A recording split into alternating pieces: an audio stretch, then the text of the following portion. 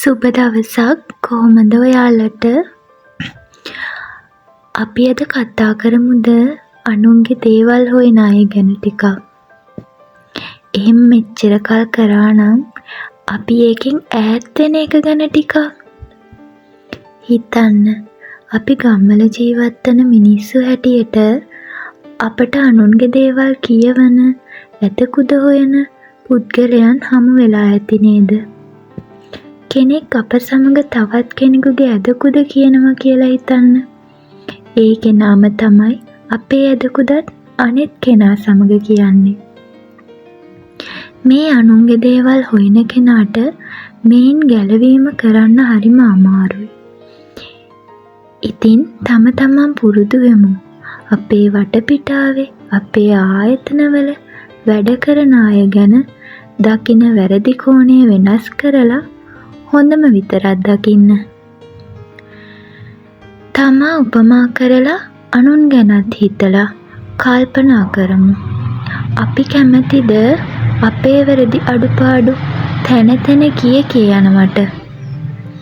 එහෙනම් තමා උපමා කරලා අනිත් අයගේ දේවල් කියන එකන් අපට නවත්තන්න පුළුවන්.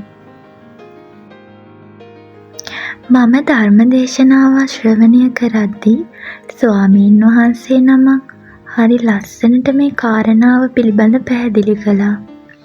අනුන්ගේ දේවල් හොයන කෙනා නගර සභා කුණු ලොරියකට උපමා කර හරි ලස්සනට උන්වහන්සේ ඒ දේශනාව දේශනා කළා.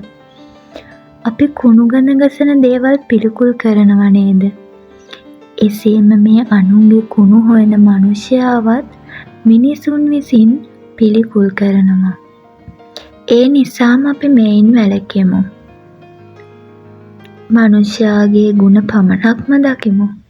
අපි යන්න අය දකින විදිය වෙනස් කරගෙන හොඳම පමණක් දකිමු.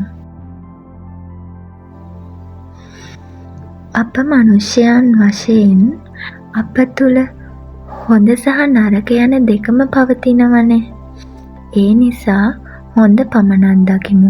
නරක බැහැර කරගමු. කතා කරන වචනයක් ගානෙම සිහියෙන් කතා කරමු. බොරුවෙන් වැළකී සත්‍යම කතා කරන්න පුරුදු වෙමු. කේලමෙන් ඈත් කේලම ගින්නක් සේම දකිමු. මේ කේලම නිසා පෞල් ජීවිත පවා දෙදරා යනව නේද? හිතන්න, අපේ ගමක මෙහෙම කෙනෙක් හිටියොත් ගෙවල් ගාන ගිහින් එක් අයගේ දුරු ගුණම පමණක් කතා කරන කෙනෙක්. ඒ කෙනා සමග කොයිතරම් හොඳින් කතා කළත් දකින්න පිළිකුල් චරිතයක් වෙනව නේද? ඉතින් නුවණ තියෙන කෙනා දකින්නෙම ඒ කේලම් හොයන චරිතය පිළිකුල් විදිහටමයි. එහෙනම් අපි කෙනෙකුගේ පිළිකුලට හේතුවක් නොවි සුවඳ හමන වචන කතා කරමු. කේලම් කියන කෙනෙක්ගෙන් ඈත් වුණා කියන්න. එතකොට අර අනුන්ගේ කේලම් ගණන් ගන්න නැතුව ඉන්න කෙනාට හිතෙයි මාව කොන් වෙයි නේද කියලා. ඉතින් අපි ඒ වගේ කෙනෙක්ගෙන් ඈත් වූ විට කොන් වුණ අයයි කිසිසේත් නොසිතන්න. ඒ අකුසලයටම වැටි අකුසලය කරා නොයා අපි තනිව හරි අපේ සුගතියම පමණක් ළඟා කරගත යුතුයි. එවිට තනියම හෝ අපේ සිතට සතුටක් දැනෙනවා. අනේ මම මේ දෙයට කේලමට සම්බන්ධ වුණේ නෑ නේද කියලා.